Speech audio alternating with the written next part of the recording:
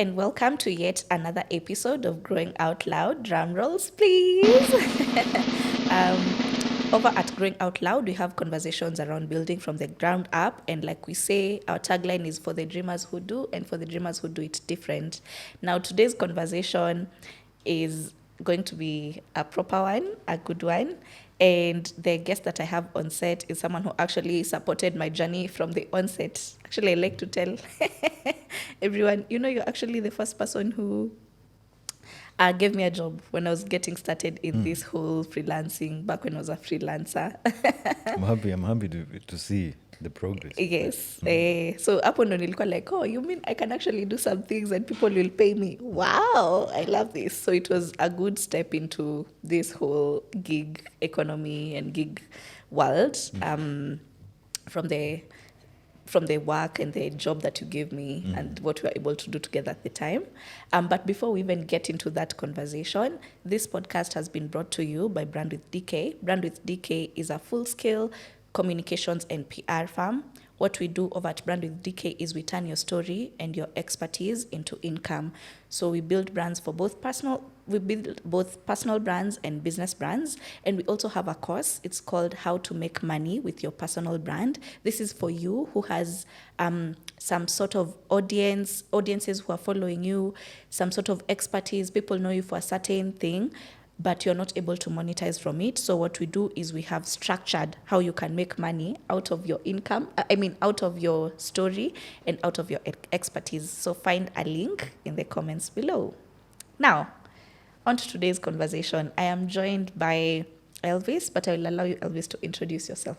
Oh, so my name is Elvis. I'm a digital creator. Yes. I also train. And apart from training, I also create websites. And I'm also into digital marketing. Yes. Yes. Okay. It's a pleasure to have you here. Thank you for making the time. Asante. Now, I see your content, or at least I have worked with you and I still see your content online. And the one thing that I've been saying I will ask Elvis is, kwani Elvis unanga downtime? Hakuna time when you feel like Downtime? Life ni kutiki tu, mimi nimechoka, it feels like, at least from what we see, it feels like you're constantly on and constantly moving. And at least it feels like things are constantly working out. So, uku nyuma, what actually goes on? Because we see your videos every day. We feel like your life is progressing every single time we get online. So how is it for you? I think I just enjoy it. When people say, I like, one thing I say to myself is I wanted to make my life fun. I didn't want to have moments that, you see how people say that on Saturday is when they'll have fun. Now for me, I want to have fun every day in everything I do. So even me going to work or maybe because I don't have an office really. So whatever I'm going to be working, it has to be fun for me. And even me shooting videos every day, I enjoy it. Sitting down and even creating courses, teaching, I enjoy it. I sleep fulfilled because I don't do it for the money. I do it for the joy and purpose it gives me. And discovering my purpose was a very good thing for me. I don't have downtimes, really. Really? I don't have downtimes. One thing I've learned in 2025, especially 2025 at the end, was taking care of my mental health. Most of the time when you have downtime, there's a reason. There's a very good reason you're experiencing that. For me, I try to look at my mental health in a holistic aspect.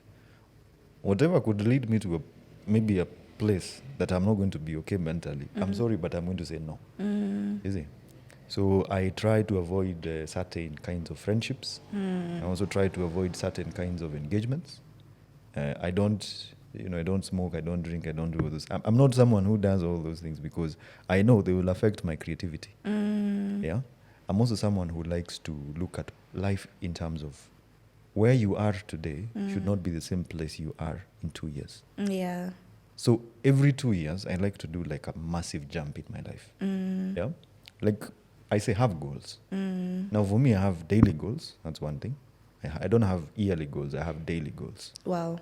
Okay. Like a daily goal for me would be like today, maybe. Today I woke up in the morning and I just need to make 5K today. 5,000. That's the monetary aspect.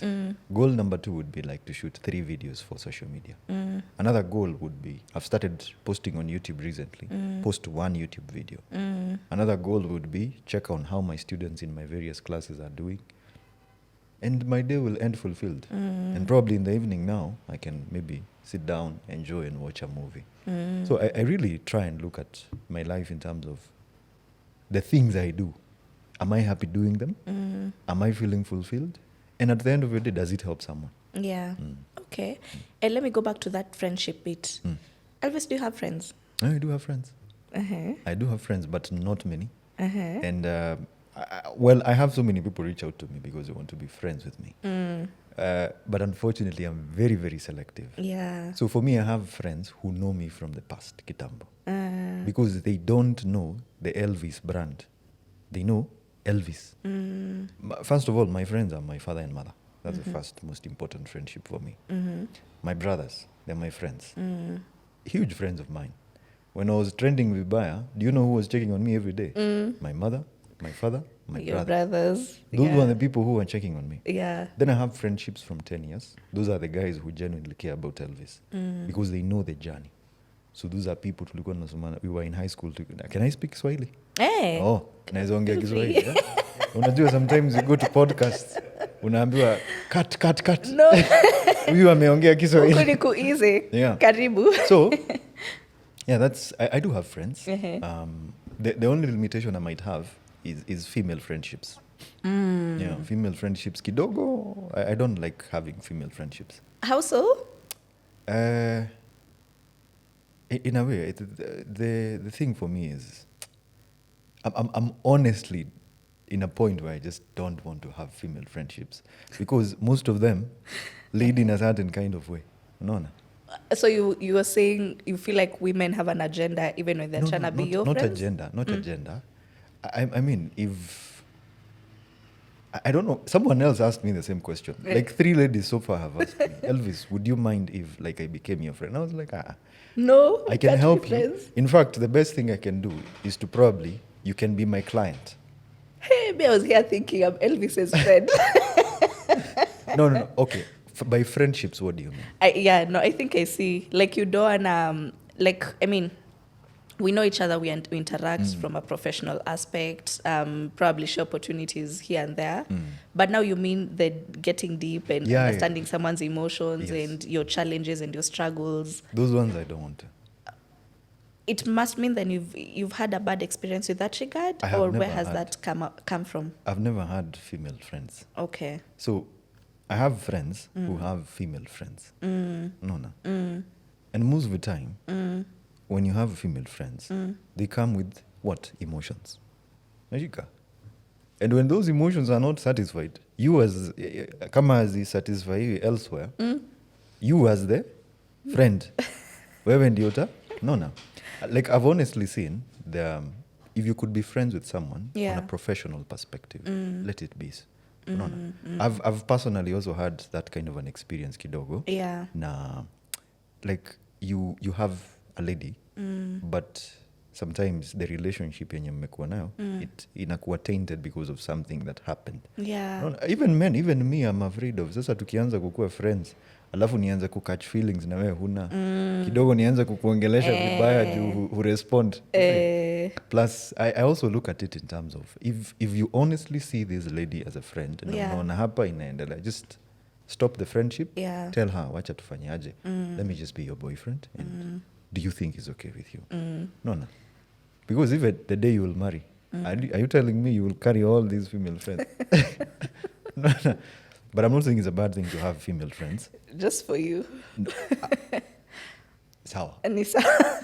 But I can have friends who are girls. Let me just say that. Okay. Yeah. Only that there are some boundaries. Yeah, there are boundaries you should need. And I believe that boundaries are important for any form of relationships. Even relationships with my own female friends, there are certain boundaries, and we know when we get here, we are crossing boundaries. So boundaries actually are a form of self-respect. It shows that you think highly of yourself and you respect yourself enough not to get yourself in certain situations. True. Yeah. But now to get back to just what you said, yeah, I remember there's a time you were trending quite a bit. And as I can imagine, being a public figure, I think you have 1 million plus followers across all your social media platforms, yeah? So did it take a hit on you, and how did you navigate getting out of that situation mentally, for example? And also, did it show you probably who truly was in your corner and people who are against you? What was that situation like? Okay, one thing is, if you look at the word public figure, it begins with public. So you have to consider yourself as a publicly listed company. That's why sometimes when maybe a certain bank is having issues with their banking systems, everyone is ranting. And for me, back then, around 2024, I used to take it personally. Like, I used to see people, insulting me on social media, and I'm like, you guys, and I'm even ranting back. So, like, you push me, I push back. But unfortunately, you can't push back over 200,000 people who are insulting you.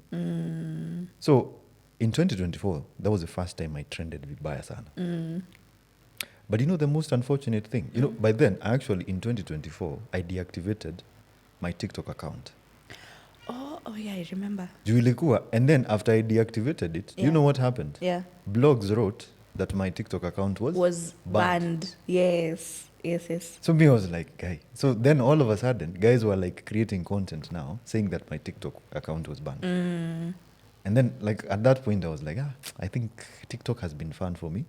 Let me check out. Adios. And forget about it. Yeah. So at that point, by the way, when I was starting TikTok, I had said that nikifikisha 100,000 followers in 3 years, I'll quit this thing. I had by then already surpassed the 100,000. So I was like, I think you've met your goal. Let me focus on my digital marketing and web design services. So I deactivated my account. Like, for 3 days, I was getting continuous calls every day. Like, Elvis, what happened to your account? What happened? And we were watching your videos every day. Parents, do you know, in that period, I received 70,000 shillings. Nilikuwa natumiwa na watu. I was getting money. So, after like 3 days, I remember, by then I had gone, nilikuwa nimeenda nikahire a certain fielder, Toyota fielder. I was going home. Niende tu nikaya for like a few days, re-strategize, and then come back. So, I just then decided, let me reactivate hii account. At least, hii kelele hiya, iache, and then nita. So I reactivate my TikTok account and I shoot a video and say that, by the way, anyone who has a hate on me, it's cool. Sina shi? Nilikuwa naenda West. Before I got to West, kufungua TikTok tena, the same video I had just shot like 1 hour ago, ilikuwa na over 21,000 views. And at that point, nilikuwa nimeongeza like 5,000 followers in one. I could not believe. I was refreshing like this. Siamini. So I get to Westlands. And I'm still receiving money. There's a parent, the highest amount of money I received was a parent who sent me 10,600. Akaniambia, go get better equipment and shoot better content. I went and got microphones, nikanunua nini. You see? So in 24 hours, in fact, I just halted my whole thing ya kwenda home. In 24 hours, I had gotten over 21,000 followers on TikTok alone. Then I was like, kwani people like my content? No. And then I went and looked for the guy who had posted that meme, akisema sijui najifanya niko na manual life. And do you know the most unfortunate thing was? Yeah. The people close to me, the people I called friends. That's why unasikia nikiwa very careful with friends. Can you imagine that I could see my own friends posting that thing on their WhatsApp status? I could not believe it. Someone even had the audacity to send it to me. Ananitumia, ananiambia, umeona hii, akicheka. Right? They're not sending it to you to show comic out of it. Yeah. Wanakutumia kufinya mahali. Yeah. Because now they know you're down. Yeah, they so know they're gonna step on you kabisa. properly. Yeah. But then I'm now starting to realize that I'm getting so many followers. Like in that period of like around 4 days, I got so many followers. Yeah. And at that point, I just decided that whatever you say about me, good enough. If it makes you sleep better and you feel okay, well, good enough. Yeah. Pole sana. So The second time I was trending was last year. Mm-hmm. That is 2025. Yeah. And hata hii mwaka I've been trending. What? It's only that I don't give it, like squeezy hata, whatever you say, sema. Yeah. So in 2025, I think it was last year, it said that Elvis said that being 27 and paying your bills, is that thing. Oh, I remember. And the worst, is should not be an achievement. and that is when I learned that LinkedIn has the highest number of hypocrites. I'm telling you, there's nothing as worse as being insulted by professionals. And they don't care whether that post was truthful or not. Okay, what happens? Facebook normally has, there's so many pseudo accounts. Yeah. Nona. And like I'm trying to tell guys, hiyo post munaonyeshwa, si mwende tu muangalie Facebook page yangu. My Facebook page is verified. Yeah. Hii yenye imepost is not verified. Yeah. The blog, I tried to contact the blog. They didn't pick my calls. And you see, what they do is they rage bait people on social media. So I was like, sawa, kama hivyo ndio wameamua, very well and good. So guys on LinkedIn were creating content left, right and center. People I have sat down with events. Yes. Watu nimekuwa nao kwa events. People have had keynote now. Do you know at that point I was like, mimi siku ingine nimewahi mtu ameniambia stories za LinkedIn. I was so shocked. Yeah. Someone was even writing, anaandika post ya kwanza, ya pili, ya tatu. And you see, they're saying what? That Elvis is a public figure. He should be corrected. Then I'm asking them. So you just go to my Facebook page, you look for... To confirm. Then someone told me, by the way, acha kushinda ukiongea about his story. We're tulia tu. That period alone, because people wanted to see that post on my Facebook page. Yeah. Watu walienda Profile page yangu. views. Yeah. So at that point, I'll shock you. I got 21,000 followers in 3 days on Facebook. Facebook sent me a paycheck of $600. Oh, wow. Yeah. Wow. Juu sasa nimefikisha 33 million views in 1 month. People are checking my post now. There's a class I was having. That class has been the best performing. Yeah. That period, I got 600 students. Really? You can imagine. Wow. Like 1 to 2, because now there is a lot of attention on you. And that's when I realized, by the way, even if you're trending, don't be so quick to go and lash out at people to justify. I went and deleted all the posts zenye nilikuwa nimeandika nikisema ni uongo. Because I realized, hata niseme nini, no one is going to... Yeah, they'll believe their own gospel. Yeah, and it's okay. But I was so shocked with LinkedIn. Hey. And you know, on LinkedIn, you can't have a pseudo account over there. Wow, It is literally Daisy Keter, CEO, Managing Director, Brand with DK. This is what I know. Ugeona venye nilikuwa nanyoroshwa kwa comment section. Yeah. I was looking at the people who are nyoroshaing me.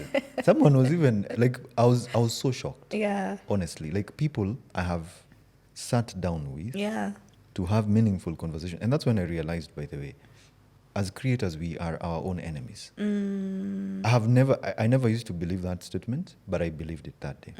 So when most of the time you find creators meeting together, there's a lot of, and I hate it honestly. Pretense. Na ile like you want to see whether this person is doing better than you.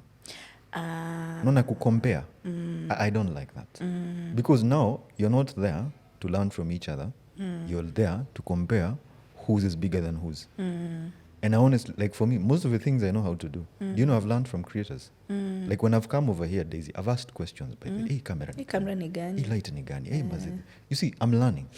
Nona. And I'm happy to implement that. Then siku moja nitasema, but hizi vitu nililearn wapi? Kwa Daisy. Yeah? So I think that whole thing of trying to compete with everyone. And there's a time I remember Mulamo was also trending. And I was among the first people to create a video about sijui what. Do you know I went and deleted that video? Because if you don't know whose mess, if you don't know the mess in someone's house, you're not allowed to speak on it. Like if you look at Njugus's story, me, I said I'll not meddle in people's affairs. Yeah. Because most of the time, a creator is a creator. Yeah. They're in trouble today. One day you'll be in trouble. Yeah, for sure. And you will want the same grace that you didn't give that creator. No, I'm not saying that you don't correct creators when they do wrong. I say, like for me, when I say things zenye zinafika mahali kabisa, hii sasa umezidi, I'm okay with being corrected. But correct me when there's a mistake. Don't correct me when there hata hakuna kitu. But I was at that period, let me admit something, I kind of got addicted to the aspect of trending wrongly. Unashika? Because when you're trending, like when you're trending negatively, do you know one funny thing is what? You get a lot of views, you get a lot of comments, engagement, and you can make a lot of sales.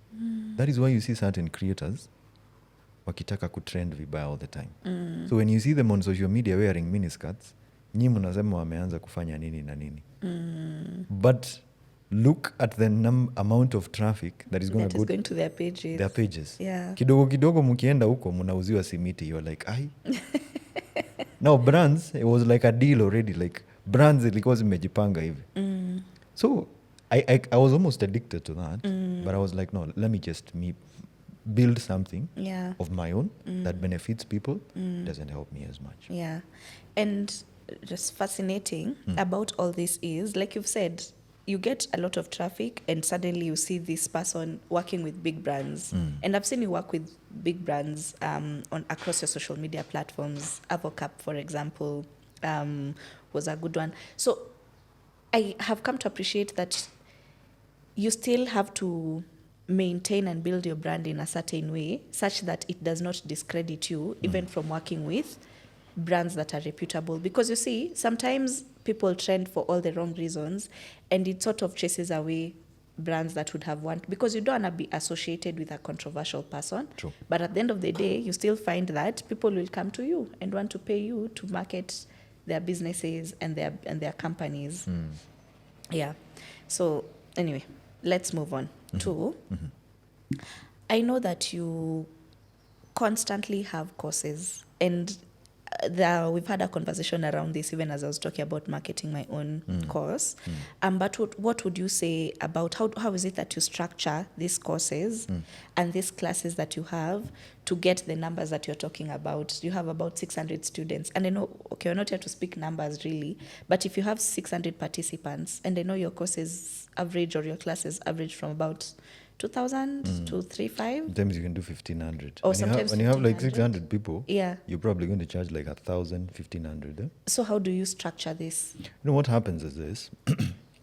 Before you structure anything online, it has to be about the customer or the client. I don't think about myself. I think about the people. And in as much as, you might get like 600,000 or 900,000 shillings, the cost of that is going to be so high here. Oh, okay. Because kuna ads you to spend like around maybe 150. No. You have virtual assistants because you can't manage 600 students alone. Yes. So you probably get like 3 virtual assistants. And if you're giving them like 40,000 for a whole period of 1 month, it's going to be That's money. Yeah. You have tools to pay for. Yeah. You have now probably at that point 600 students, you have to get the pro version of like Google Workspace or Zoom. So there's a cost at the end of the day. But how you structure them based on need. Especially, for example, like for me, my courses are very, very direct. I don't go into the nitty-gritties of, the functions, the demerits, and no, I get you direct. You want to learn how to create a website. So our website is made of pages. So let's start by structuring how to create a website. Today we can use artificial intelligence. No. So basically when you're structuring a course, any single course, you have to think about the end user, not yourself. Most of the time we craft courses about us. So that you can talk about yourself, how you started this and this. People want to know how to do things to maybe get where you are. Yeah. No. When you structure a course, you want to structure it in a way that it benefits the user more than it benefits you. Well, there is a monetary aspect.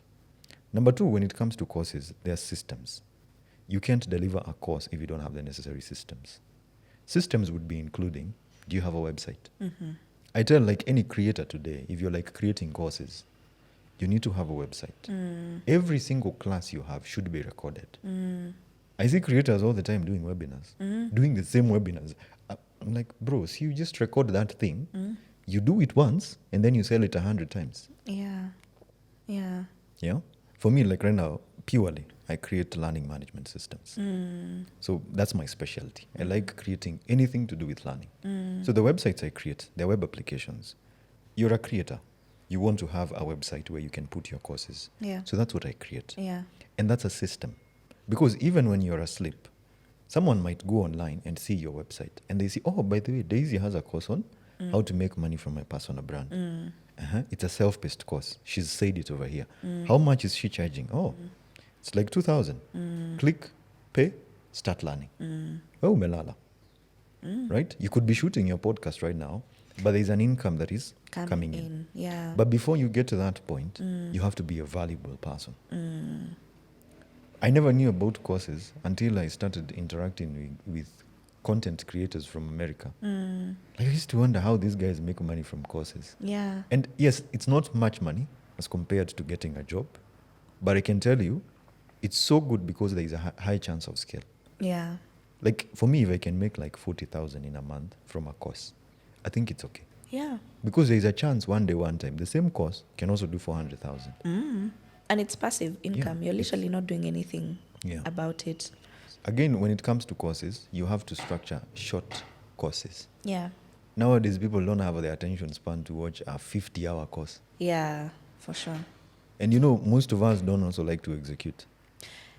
There's that. So Yeah. you feel good because you've watched a course Yeah. and you've learned something and you're like, I've done something good for myself. People are looking for that instant gratification. You see, like I say, education is 10% classes and lessons and 90% execution. Me, like, for example, like these microphones, these are condenser microphones. I went and took a course on sound engineering, and they were teaching us on how to like record sound, use sijui kina Audacity, set up sijui Focusrite. So me, I decided to just go and buy the equipment. It stayed in my house for a whole month because I was finding it so hard to execute. But one day, you know, I decided, let me open all these things up and record whatever comes out. Do you know, I set up everything, followed the tutorials. So I followed the tutorials, and I'm telling you, within 1 hour, I had recorded the best sound I had ever had. And I could not believe it. So I was like, why didn't I execute Implementation, yeah. So most of the time, when you're creating courses, me, I always tell people, first things first, execute immediately. You've learned how to shoot videos, execute. So now for you as a teacher or a tutor or a creator, you have to teach something that people can execute instantly. Immediately, yeah. Okay. And with that regard, let me ask you, if you are to start now, again, zero, no one knows Elvis, all the socials are at zero, what would you do in the first 3 months? The first 3 months? Yes. The first 3 months, I'll focus on visibility, and I'd focus mostly on consistency. So for me, for the first 3 months, I'd be shooting 3 to 5 videos per day. Okay. Every day, Monday to Sunday. And I'd be posting on all platforms at once. I'd get like the subscription, metricool or buffer, or even the free version, and schedule post every single day. I'd create a TikTok account. That could be probably the best thing to start with. Yeah. Facebook page, mandatory. That is magic. I would create a Instagram and also make sure I have a YouTube. And at that point, every video I create would be posted on all these platforms. Also, yeah. And I'd do that consistently for 3 months. That is the visibility stage. From now, the next 3 months now, at that point, I'd concentrate on knowing what my audience has been asking about. From the videos that you've been putting out. I'd just be looking at some of the trending videos, go and copy the comments, put them on an AI tool like Claude. Claude is magic. It's going to analyze your comments and tell you, by the way, these are the videos you need to create based on these comments. So now you're creating content your audience who actually wants to see. You see? Yeah. By month 6, I'd already have started monetizing. Yeah. So in this case, how would you monetize? For me, I'd monetize it, number one, by looking at the problems my audience is facing. So I'm talking about personal development. So if I realize that most guys are asking about, by the way, Elvis, can you teach me how to use Canva? Very fast. I'd easily go to, hey, unafanya tu webinar. Do a free webinar, the first webinar for free. And then hii webinar when unafanya, you record it. And then you post it on YouTube for free. You know why? There's a high chance that webinar could do so well in 1 year. There's a time I did a webinar on web design, and that video has done so well on YouTube. It gets me traffic till today. So anything you do anything you do, even if you're teaching, like unaona, for example, when we go to events, mimi nikiweza, like I would tell someone, just get someone who, anything you're doing, hata kama unaongelesha mtu, like for example, if I'm speaking to Daisy, I ask Daisy, by the way, Daisy, are you okay if we have this conversation as we record it? Now at that point, Daisy is going to get into content creation mode. So now you're going to start saying serious things. By the time natoka hapo, si niko na content. Content is everywhere, by the way. Content is everywhere. It's only that siwezi record hii podcast because it's something it's yenye kituta post. Yeah. But that would also be a strategy for me. Because it allows people to also see a side of you. Me, I've been shooting videos in the house for so long. Yeah. Like niko tu hivi tu. So anytime I do a video outside, guys are like, aya, kumbe unaongeanga. Kuna difference. Na kumbe unaendanga huko nje. Kumbe unakuwa mrefu. The time I met guys and they were like, aya, kumbe unakuwa mrefu wewe. Yeah. Actually, have you had like weird interactions from people that you've met who've been following you? I meet them all the time. Ati guy, unakuanga hivi? Kwani unakuwa mkonde hivi? Like I get that a lot. Yeah. Plus, there's a whole thing I've also come to learn that just brush it off. Kitambo, people would tell me things and they would piss me off. But nowadays, like people call my phone. So I have a policy for me. If I'm not receiving 100 calls in a day, then those 10 calls that are going to come on my phone, I'll pick them up. I don't need to get someone to pick them up. So I pick my phone and someone says, "Hi, I'm looking for Elvis." And I told them, "Yeah, this is Elvis speaking." I was like, "Hiya." They're like, "Aye, wait. When is it?" So over time, like there's even a time someone called me and I was not able to pick up the phone. So I normally like returning calls. But that's the sweetest thing you can do for someone. So I called him back and he was like, "This is Elvis. You've called me back." Like people have gotten to a point that they wouldn't expect that from you. And from calling back, someone who wanted to give you a gig is like, "Aye, now I'm convinced." You see, those two simple attributes. Yeah. I've also come to learn, don't judge people. It helps, by the way. It helps. Don't judge people. Utakuwa na stress unashinda ukijudge watu ya nini. I meet people, they tell me, "Guy, kumbe unakuanga hivi." Hey. And I'm like, "Yeah, nakuanga hivyo." And then their story ends there. So now they'll go and you'll be left alone. Yeah. But they'll go wondering, mbona huyu mtu haweza niongelesha vibaya? Like reacting. There are times I meet people and they're like, "Wewe unaongea vibaya TikTok. Hey, nini? Unatukeleleshanga."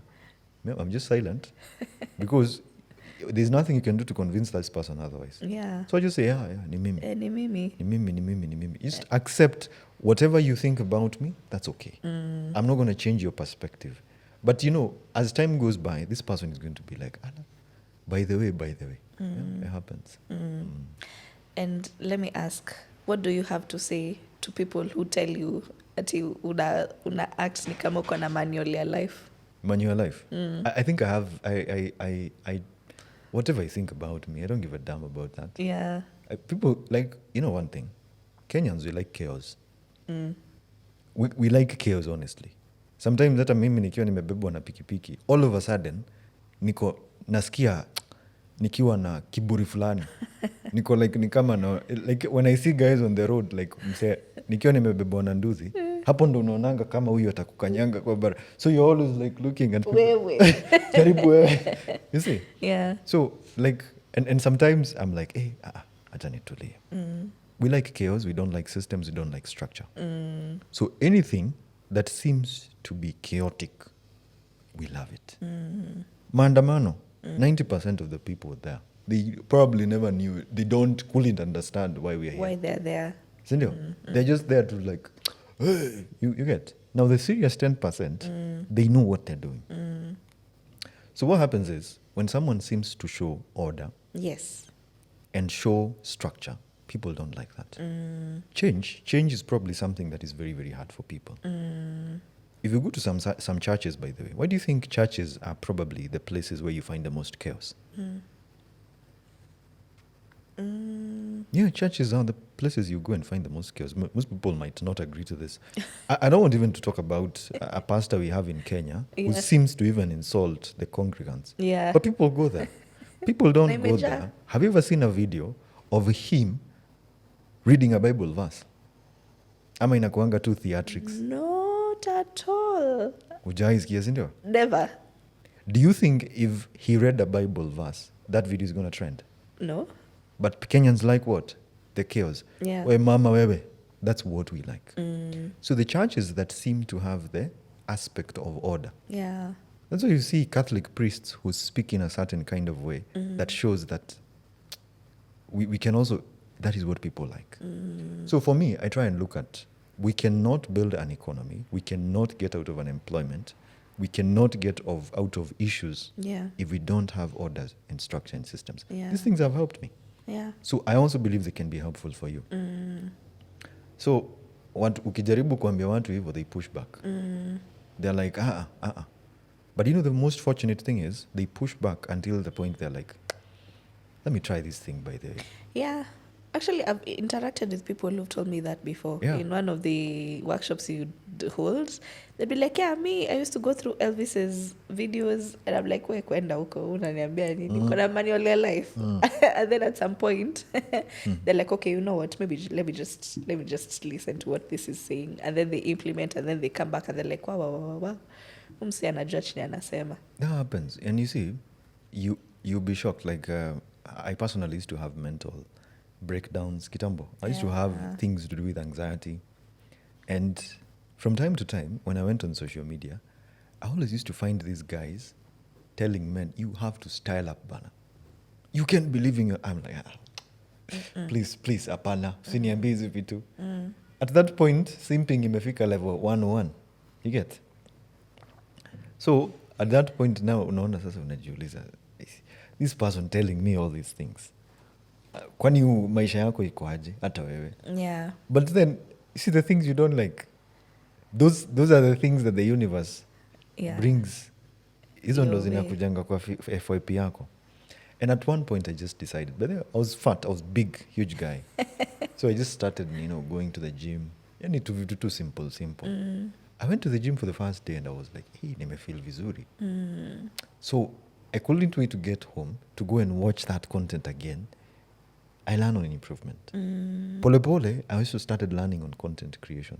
And I think the comfort zone is probably the hardest place to get out of. Like, I don't think any youth or any young person should live in the same place for 6 years. I don't think you should be living in the same place for 6 years. I'm that kind of person who takes such draconian measures because stagnation is the reason as to why you get to 60 and you're like, guy, what have I done with my life? Yeah. You see, if you can be able to have I say, rebuild yourself every 2 years completely. Even if you want to move to Dubai, just move. If you want to move, the world is at your disposal. Yeah. But the chaos we have in Kenya, we better be shouting, eh? Guys like to now get to point where they shout, especially when there's chaos. Yeah. There's an MP who was vying in Embu. Is it Embu? We alikuwa naitwa Wamo something. You remember? I want to mention that name. But at that point, that is, Kenyans were taking it seriously. Yeah. You know me, I thought it was a nickname. But that was his real name. Oh, So unaona, and then I was like, by the way, hata mimi, at that point pia mimi ilikuwa imeniingia kwa kichwa. Because we don't see, we ignore, if you read the story about the guy, you could see there's a story. But we don't care about that, we care about this. Yeah? Right now, if you look at the flooding issue we have in Kenya, it's easy to point fingers than to say, what did I do? What is my own contribution to this? No. But you don't believe that there is something, of course, that should have been done? No, there's something that should have been done, honestly. Yeah. I'm just saying, hata mimi nilikaa hivi nikaanza kukumbuka, mara zenye nimeenda nikakula mandizi, unazitupa tu, you don't care. Kwanza tunarushanga tukisema hii ni ndizi ina decompose. And the funny thing is, unapatanga disposal points. Yeah. Do you know I at that point, after seeing that whole issue of flooding, I took it seriously to a point that siku hizi nikikunywa maji na chupa wacha nibebe nikae nayo niende nitafute mahali I drop it. Even if I'll do a minimalist thing, I think that solves the problem. Yeah. But at the same time, we also need to look at our leadership, because I tend to think that in a way the leadership we have is honestly failing us. But what can you do? Instead of thinking about that, what can I do myself? Yeah. It's the same thing with the issue with unemployment. I was always asking myself, what can I do to contribute something? Yeah. Because even you, Daisy, like doing this podcast, you're contributing something. We're creating opportunities for ourselves and see the ripple effect. Because you chose to create opportunities for yourself, you then created opportunities for me. And I was able to create opportunities for other people. Exactly. And now there's a trickle-down effect. And I think, actually, I saw a video recently from, his name is Nicholas Kioko. They work with young startup founders. And he said, the most loyal thing you can do as a young person now is to start a business. Yeah. Yeah, because that way you create opportunities for you and you create opportunities for other fellow young people. Na hata juu story uko kadi. Mi niko kadi mbaya since 2017. Yeah. Oh, same. Niko kadi. Actually, everyone who's watching this episode, please utatuambia kwa comment section kama uko kadi. I think Kenya is about to change in 2027. It's gonna change. Like I for the first time, I have felt love for my country. Yeah. For the first time, I have felt a lot of love for my country. Is it say tulikuwa frontline time ya maandamano? I remember seeing your videos. Maandamano ni sawa, but yeah, I know maandamano was good, but I now feel proud. Yeah. Like I feel, even me, like, you know, the number of messages I receive every day. Yeah. I see young people telling me, Elvis, for the first time, Nika make 2,000 bob. Nice. Of creating a poster. Yeah. And I was like, what if we had the right leadership? Yeah. Do you know how many times I've been approached by governmental institutions to create curriculums for the youth? But you know where the problem is? Corruption. How does that play out? See, we utalipwa 100,000. Mimi nitalipwa 100,000. These guys want 1 million shillings. Unashika? And then, like, I feel so bad. I'm like, why pay me 100,000 shillings? And then you inflate it to 900,000. So they ask for 1 million. Ideally, what should be paid is 1 million, but what comes to you is 100,000. It's 100,000. So I've done that severally, and I'm like, how many youth could actually? And I'm like, I don't want that job. I don't think I would sleep knowing that I took money from like, this is money that should have helped thousands of young people. So, in fact, like I just completely stopped. Anytime, like I even go to universities to speak for free. Yeah. Rarely I do I charge a thing. Mara mingi natumianga tu mafuta, because sometimes even if you go and bill them, they will inflate the bill. Wewe umeitisha 5k ya mafuta, they say uliitisha 20k. 20k. And you know KRA is going to come looking for you, by the way. Wewe unaenda KRA unaambiwa, guy, then you're just like, it's okay. Yeah. And for me, I just feel sad about that. Yeah. And at one point I just said, I'm not going to complain about it. I'm going to do something about it. Yeah. Hata kama nitalipisha course moja thou, even if it's a 50,000 shilling course, it's going to help someone. And actually, I noticed when you work like that with regard to courses, you bring in more people, you make it more accessible to a lot more people. Yeah. And it's a win-win, because now they get the value out of it and you make money. Yeah. Like I noticed, there's this lady in personal branding, her name is Hannah Gizuki. She charges 1,000 bob for courses, for a 1 hour session where she teaches you public speaking. And they'd say sometimes they have thousands in the call. Yeah. So you make money easily, and that's 1,000 people who now know how to communicate better, you know? I mean, me as just contribute something. Yeah. However little. Yeah. However little. Like I'll give you another example. Let's say you create a video on TikTok. Yeah. You shoot the video, it gets 100 views. You know what many people think? They're like, hii haija perform vizuri. Yeah. Then there's one time I asked someone, those 100 people, wakikuja hapa sahi kwa nyumba yako, wataja? Kaniambia, wataja. Nikamuuliza, nyumba yako, how many people can you feed vizuri and feed them for 2 days? Maybe 5. Now you have 100 people. Yeah. Just think about that. Your video has gotten 1,000 views, right? Let's even say 100 people have watched that video fully. From start to end. If you were to feed those people, na ni Nairobi, na umeambiwa feed the whole day, si kila mtu atakula almost 2,000, 3,000. Yeah. That's 300,000 shillings. Yeah. The simple impact that you have. Do you know how many views I target for my videos every day? Yeah. Me video ikifikisha 250 views, that's enough. That's enough. You don't need to have like 500,000 views, 400,000 views. Me, 250 views, done. Because it's those little things that you do that compound over time. For sure. For sure. Okay. And as we are about to wrap this up, Elvis, allow me to ask you, if you are to speak to the 18-year-old Elvis, what would you say to him? 18-year-old Elvis. I think the first thing I would tell him is that better days are coming, but you have to put in the work. And you have to stop normalizing what society tells you. Yeah.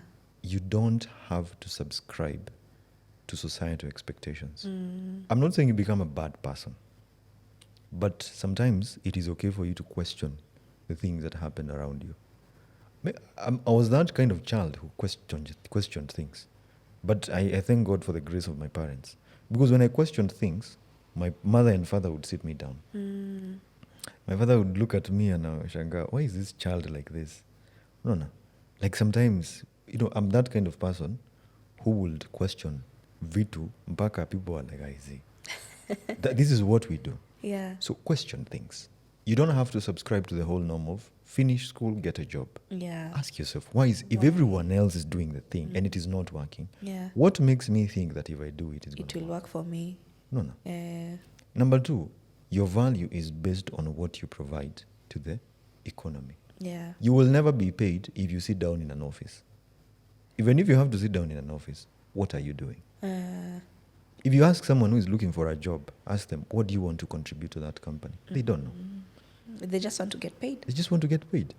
You want to work with Equity Bank. What can you do that is going to be like, hey, James Mwangi is going to recognize that and they will pay you for it? Value. And value comes from number 3, skill set. What do you know how to do? Can you take photos?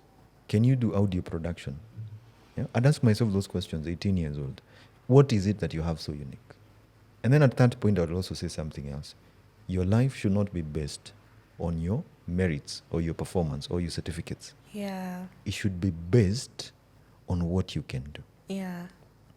There are so many people who have no academic qualifications, but they are very, very wealthy because they understood, first of all, how to provide value. Yeah. Like sometimes I get clients who want websites.